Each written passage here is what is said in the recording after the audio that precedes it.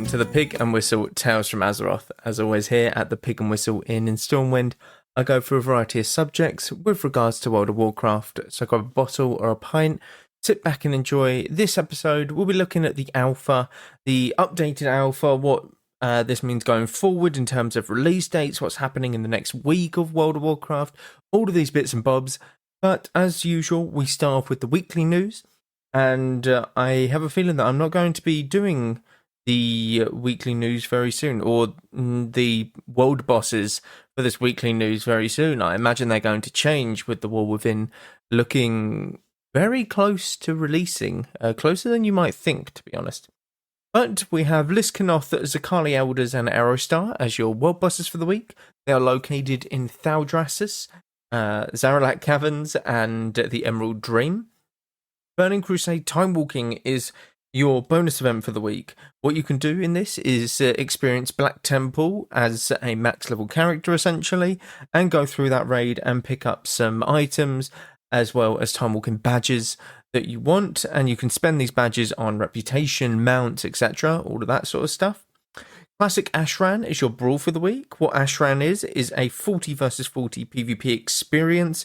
And this allows people to just experience Ashran as it is. The only way that you can win this game mode is via killing the opposing faction's leader. There is no reinforcements, so this can technically go on for hours and hours, these sort of games. So be prepared for a long-ass Ashran game. Obviously, you can just leave, but it's no fun. You want to do as much damage as you can in them sort of games, don't you? Storming, Raging, and Tyrannical are your mythic affixes for the week. Storming, essentially there are these small little wind clouds that are in the group. You just simply want to move away from them.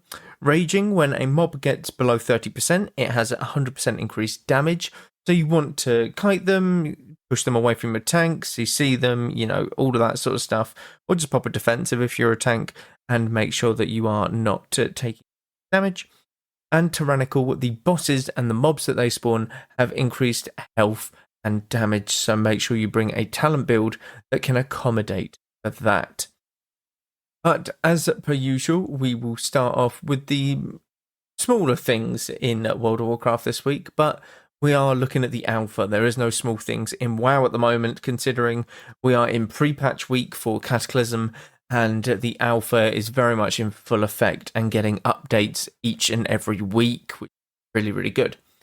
We start off at the new allied race, which is the Earthen allied race. So these are another dwarven race. So we now have 3 dwarven races, which you can be. Not sure if these are neutral. Yeah, they're the first neutral allied race.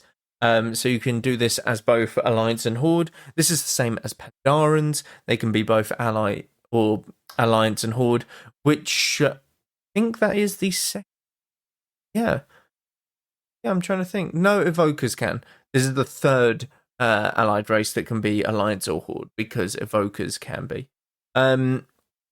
But essentially, they are a playable race within the War Within Alpha now. And they simply, to make them on the alpha, you go into the character template and the option for Earthen will be there. They are there for, it's not like, because the way that the old sort of character customization screen was you had the Horde and Alliance on the left, but now you just have, and the allied races, those that could be Horde or Alliance just in the middle of the Horde and Alliance sort of sections. But now you have them obviously off to one side each, Horde on the right and Alliance on the left. Then you have the Earthen option on each side, in between the Xantalar Trolls and the Magar Orcs for Horde, and the Dark Iron Dwarves and the Coltirans for Alliance. They really missed out on putting the Dwarves all together there, but kind of makes sense because the Dwarves were one of the 4 original races to choose from. Speaking of, actually, I'm looking at a picture of obviously the character creation screen. We have gone from 4 races each in classic World of Warcraft. There's 8 races, okay? You had Orc, Undead, Tauren, Troll, Human, dwarf, night elf, gnome, 8 races. Okay, we now have 8. Maths isn't working. 11, 14 on one side, and you have 14 on the other side. Now, obviously, some of these are shared races. So Pandaren, Evoker, and now these Earthens are shared. So there are technically 11 races. But that is insane. We have gone nearly triple the amount of races since the beginning of World of Warcraft's creation. And yet, there's only been 4 new specs. I'm trying to do the maths on that. So every 2 races we get a spec. Yeah, because you have Evoker, Death Knight, Demon Hunter, and Monk that you would get. Technically, if you really want to go about it, you get 5 new specs because Horde did get Paladins in Burning Crusade and Alliance did get Shamans, but, you know, they were already in the game. You know what I mean? But that's just crazy to think. Like, 20 years down the line from World of Warcraft releasing, which it will be 20 years down the line from the MMO version of World of Warcraft releasing this year, actually, in November time. 20 years down the line, we've gotten 8 new races, did I say? I can't even remember now. I'm absolutely going crazy. 7 more races, 7 more. 7 for each faction. But that's crazy. That's absolutely mental. But let's get back to it. So the customizations on the Earthen are really, really cool. I do like them. I do like how crazy they are. I wish they add these customizations to the actual dwarves themselves. But, you know, it is what it is. The Earthens are more of a rock sort of dwarf. It's tough to describe them, but essentially they have gemstones coming out of them. The women can have beards. The men can have beards. You know, they go absolutely crazy with it, essentially. And these aren't like small beards. These are glorious things. They are like works of art almost. So I would very much recommend having a look at the Earthen. I'm very curious about their racials, though. I'm going to quickly take a look here. So, their racial abilities are Azerite Surge. I think we all have some concerns about Azerite and hearing that. But essentially what this does is draws upon your inner strength, releasing it to evoke the power of Azerite, dealing a certain amount of fire damage. Empowering has a following effect. Deals 113% of your spell power as fire damage. The second empowerment heals allies for 100% of the spell power, plus 100% of your attack power. And the third empowerment deals 113% of spell power, additionally, additional fire damage to the highest health enemy. Interesting. But this is a 2-minute cooldown, and the visual of this is not yet implemented according to tooltip. Then you have something called ingest minerals. You are always well fed, but cannot consume food. Activate ingest minerals to consume a gem and change the benefit granted to you by well fed. So you can ingest an amber gem and you get stamina, emerald for haste, onyx for mastery, ruby for critical strike, and sapphire for versatility. Then you have hyperproductive. Increase finesse by 2%. Finesse increases the chance of gathering additional materials. Titan Walt frame. Base armor from equipment items is increased by 10%. This is and Wide-Eyed Wonder. When you gain experience for exploring a location, gain 100% additional exploration. That's really cool. None of these are PvP related. So they are not going to be seen in PvP very often. Unless the Azerite Blast does an insane amount of damage, you are not going to see these in PvP. The well-fed buff is really cool as a sort of what would you call it? Class fantasy or race fantasy, I guess is the best way to put it. But essentially, these aren't game-breaking racials, to say the least. Next on the list is that we are looking at the Affliction Warlock. So they are looking at a rework for a couple of classes, Affliction Warlock being one of them. And here's what they have to say. Greetings, Warlocks. Today you have various core and affliction trees hitting the alpha. We want to take a moment to go back to depth at what the certain changes are made and why. As a refresher, here are the goals of our core and afflictions that we posted last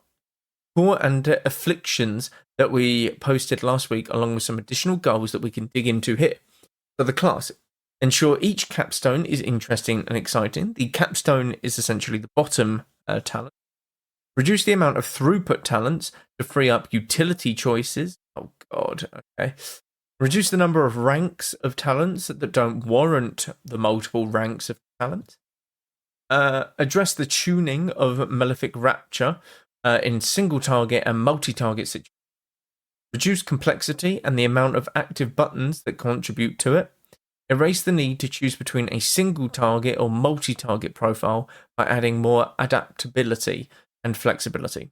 While we cannot go over every change here, we'd like to get a bit more detailed than last week's update that explains some of the bigger changes into this build. So the class tree throughput. We're removing a lot of the throughput talents from the class tree to allow Warlocks to pick up more utility without feeling forced to take mandatory talents to be competitive. These talents aren't compelling options when placed against utility, as they will always be the right answer to have. This allows us to move that power into the specialization tree and tailor throughput centric talents to be specific to that game or specialization's gameplay. I think that there should be no damage that comes from the class trees. I think the class trees should be purely for utility. In my honest opinion, that's what they should always be for. I don't think any damage should come from it, or anything that can change your rotation damage-wise should come from the class trees. So this is good. Malefic Rapture. In addition to becoming baseline for Affliction Warlocks, which is good, we are introducing new talents that will help Malefic Rapture become the go-to spender for both single-target and multi-target situations. This should also shift Seed Corruption being a means to apply corruption to multiple targets rather than what you spam in dungeons. In addition, we are redesigning Siphon Life to be friendlier to Affliction's rotation and expect that new design will make it easier to optimize Malefic Rapture. This is good, but from a PvP standpoint, you don't have the soul shards to use Malefic Rapture. You do sometimes, and you get the instant cast Malefic Raptures, which is always good, but you do not have the soul shards, really, because you're constantly going to be putting up curses to get your damage out, and you're going to be constantly looking at using your soul burn to actually kite and run away and use your hellstone for. So you are quite starved in that manner, and you don't really get a lot of out of Malefic Rapture. So I'm hoping that there's some PvP changes there for me, or for some reason, maybe. I don't know. Affliction's adaptation. While we want Affliction Warlocks to have a preferred talent setup for single versus multi-target situations, we don't want to feel like they are powerless if they are in the opposite situation. By focusing on Malefic Rapture being Affliction's main spender and removing talents that are only viable in multi-target situations, Soul Flame, Soul Swap, Doom Blossom. Soul Swap is always going to be good in we're hoping that the Affliction tree feels less punishing to fill out. Is this it? Not at all. We expect to make changes based on feedback and our own playtesting. We want to get the ball rolling on changes we know we want to make, so we could start the discussion early on and make adjustments before the War Within launches. Thank you for your continued discussions, and we look forward to your feedback. For those that are playing Warlocks, more specifically Affliction Warlocks, take a look at it on the alpha. If you don't have the alpha, then find a streamer who has the alpha, a Warlock player, and see if they're checking it out and see what you think about it, and try and hopefully put your thoughts on it, essentially. Both PvE and PvP thoughts are always good in these instances, but Affliction does need changes. Now, I'm not sure how it is in PvE, but for PvP, you have not changed a single talent for about 3 seasons straight. It's really not favourable for you to change anything in the Affliction Warlock build for PvP. It's absolutely crazy. If you do, you lose out on a lot of damage or utility or survivability, and you can't really chop and change anything in this specialization in PvP. So I'm hoping that these changes are actually somewhat decent going forward for PvP purposes at the very least. Now, Fire Mage is getting rework. So, hello mages, we have a lot of Fire Mage changes hitting alpha today, and we want to take some time to go over what changes were made and why. As mentioned in our update post last week, we have a few goals that span all mage specialization. These are: allow you to acquire each specialization's core gameplay with less talent point investment. How does that work? Simplify rotational complexity. Okay, I think part of the mage needs to be its rotational complexity because of how powerful it can be, but we'll see.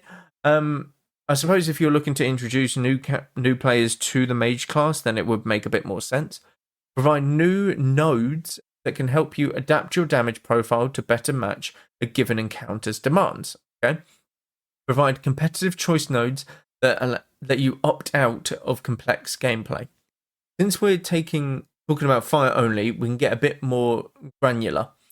Fire's AoE. The biggest issue we are looking to address with the iteration, giving you more ways to adjust your talents and rotation to better suit different profiles, which goes hand in hand with increasing the effectiveness and excitement of Flame Strike, Phoenix Flames, and Living Bomb. We're excited to see what Fire Mage can cook up with the new talents. Our goals with these changes is to push Ignite spreading out of the default playstyle in higher forms of content, especially above 3 targets, but retain and add talent support for it so it is still exciting to utilize when it makes sense. Okay, so I'm guessing for PvE, Ignite is what it's all about, essentially. PvE, like dungeons. Okay. Sun King's Blessing. Sun King's Blessing is powerful and exciting capstone that Fire Mages have been utilizing heavily for quite a while. We like the Sun King's Blessing / Unleashed Inferno capstone choice note, but recognise that the Unleashed Inferno still has some gaps to close, particularly in AoE. By increasing the stack requirement of Sun King's Blessing to 10 and increasing Unleashed Inferno's effectiveness in AoE, we're hoping that the two talents can better coexist as a meaningful choice when going into an encounter. AoE purposes, I'm pretty sure they're only looking at PvE here, so I'm not sure if Fire Mages use Unleashed Inferno, but it's not something that springs to mind as like, yeah, this is what is giving mages these damage, like to me in PvP. Maintenance buff.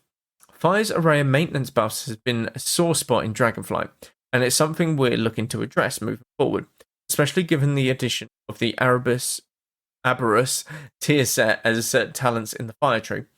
Firemind is our first removal, but we're also being sensitive to the fact that Firemind doesn't require you to play around it very much, so its removal might not be doing much to simplify the landscape of Fire's maintenance buff. Maintenance buff. Oh my god, I've been saying that wrong. Essentially, these are buffs that you have to constantly keep up in order to do your best DPS rotations, I'm pretty sure. So it's something that you have to deal with, like, internally, which is always kind of annoying sometimes on classes. We're also simplifying improved Scorch damage amplification effect, be less punishing when it's dropped, but also allowing it to be opting complexity. Fire mages who don't want increased execute damage without the addition of another maintenance buff should look towards Down in Flames, new choice node against improved Scorch. Feel the Burn is on the radar, but his output is impactful enough that it serves as a great way to express skill for fire mages who have mastered its gameplay. New talents along the effect from the Frostfire and Sunfire tree, increasing players' access to Fire Blast and Phoenix Flames, so keeping Feel the Burn up should be easier than ever before. That's all for this update. We're excited to read all of your feedback for the fire talents. Okay, I don't know a lot about mages, fire mages especially, but essentially they are looking to increase the ways that you can do AoE damage from what I gather. And I'm not sure if any of these will be effective, but hopefully for those mage players out there, this will make sense to you, especially the fire mages. But I don't know, again, it feels very much it's based around PvE and it's rough to do so. especially when my expertise is in PvP. But let's get into the main part. So, this is what is going to be in the alpha, and this is covering everything essentially. So this is the alpha build 2. New zones. You have the Ring in Deeps, which is the new zone. That is the second zone that is underneath the crust of Azeroth, essentially, is the best way to put it. You have 2 new dungeons, the Stone Vault and Dark Flame Cleft. You have the new allied race, which we just discussed about. The characters you can now make at level 73, and it is a maximum of level 75 you can go up to now. They do incentivize that you make a new character because something might go wrong with the previous one. It might be stuck in a certain instance or, something like that, to just bug it out because it's technically from an old build, that character. So please make a new character template if you're going to do so. Classes, there are new hero talents for playtesting. For Demon Hunter, you have Fellscarred. Fellscarred Demon Hunters embrace the monster within. Blasts of devastating Fellfire are unleashed while in demon form, and activating Metamorphosis greatly empowers additional Fell-themed abilities. The Fellscarred endure a pain that bubbles just beneath the surface, granting increased maximum fury and a portion of their demon form bonuses at all times. Those who stand in their way will inevitably be introduced to that pain by intense fiery abilities and blades that will burn with fell energy. Okay, they make the hero talent sound really, really cool. I'm not gonna lie. For Monk, you have Master of Harmony. Master of Harmony was accessible in first alpha, but several talents were still being worked on. Essentially, it's now fully playable. So all fear, silence, sleep, stuns, and interrupt visual effects have been updated with a new visual. Oh. Additionally, all movement speed slowing effects greater than 50% will now display a universal slow visual on the target. What the fuck does that mean? So developers notes, our main priority is that for this visual update is to help increase the clarity and consistency of messaging for common status effects. Slow, the status effect, not the spell, for example, has taken quite a few different visual forms over the years. I mean, that is very true. You have ones that are Hamstring, which is the original slow in my opinion. You have Slow, the spell from the mage. You have Crippling Poison for rogues. You have Concussion Shot for hunters. You have many different slows and many different icons over the years. So, okay. As far as you can imagine, this particular visual was difficult to notice. Oh, no, wait, I've skipped a line. Sorry. Slow, the status effect, yeah. Mostly in the range of multicolored dust clouds around a target's feet. Have I noticed that? I don't think I've noticed that. As you can imagine, this particular visual was difficult to notice from a distance and wasn't easily recognizable. So we did a pass on slow and the other status effects. Listen to help address those clearly. Messaging issues, making them easier to quickly identify in combat. Okay. I wonder what the visual's like. Oh, okay, that'll be interesting to see. There's a few new changes as well. So some Fury Mages are also now able to... No, some Fury Mages, were already in the game, but there's a couple of tweaks to them, number-wise. Spells cast by the Arcane Phoenix no longer benefit from the caster's secondary stats, spell damage bonuses, or talents.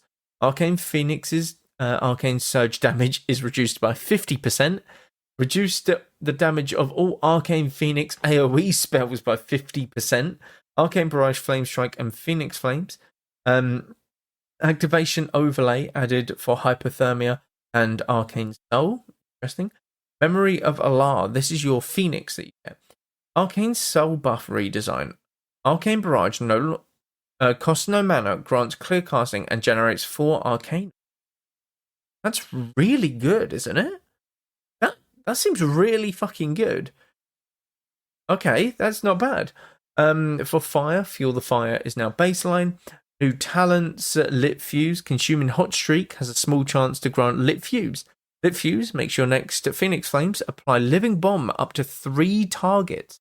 Living Bomb explodes after 2 seconds, dealing damage up to 5 nearby enemies. Yeah. New talent, Explosive Ingenuine. Oh my god. Some of these words just don't resonate with my brain. Well, but essentially, Consuming Hot Streak has a higher chance of granting you Lit Fuse. Living Bomb damage increased by 50%, so these two go hand in hand. New talent, Down in Flames, choice node with improved Scorch. Scorch deals 300% damage to targets below 30% health. Okay, so it's an execute. New talent, Quick Flame. Flame strike damage increased by 25%. New talent, Focused Fury. Living Bomb deals more damage the fewer targets it hits, up to 300. Oh, fuck me. In PvP, that could be crazy. That's actually quite worrying. Because if you pair that with the Explosive Ingenuity, hey, I said the word. That's a 350% damage increase from Living Bomb. Okay, that's actually going to be kind of worrying. New talent, Mark of the Firelord. Flame Strike and Living Bomb apply Mastery. Ignite at 100% increased effectiveness. Great, so more Living Bomb stuff. Spontaneous Combustion.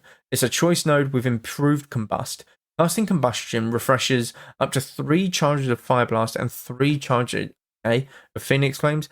Charring Embers. Phoenix Flames applies Charring Embers to all enemies, increasing their damage taken by 5% from you. Fire's Ire. When you are not under the effect of combustion, your critical strike chance is increased by 2.5%.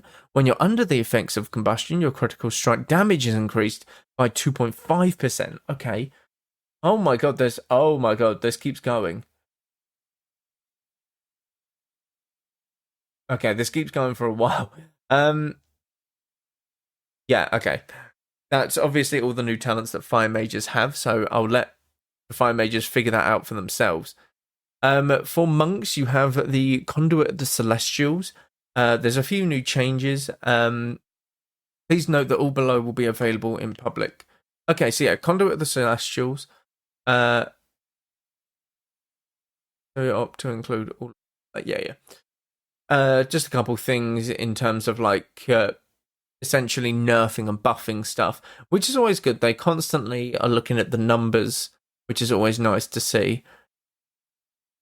I wonder if there's anything for. Okay, yeah, these are all the Afflock like changes stuff as well.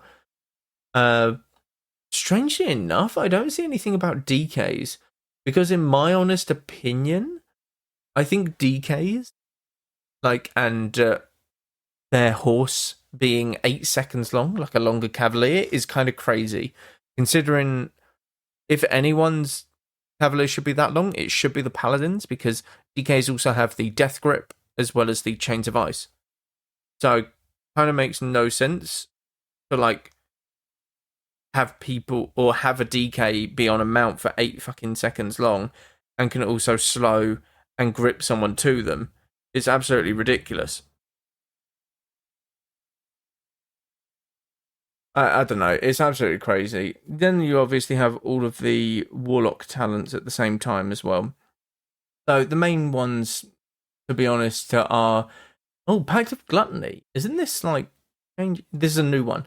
Healthstones you conjure for yourself are now demonic healthstones and can be used multiple times in combat. Oh my god. Warlocks are never going to die in PvP. Oh, that's like a must-have for PvP. That's crazy good. Swift Artifice. Reduce the cast time of your soulstone and create... Useless, to be honest. It's not actually useless, because if you go through 3 health stones and you need to create more, you can maybe TP back and create them.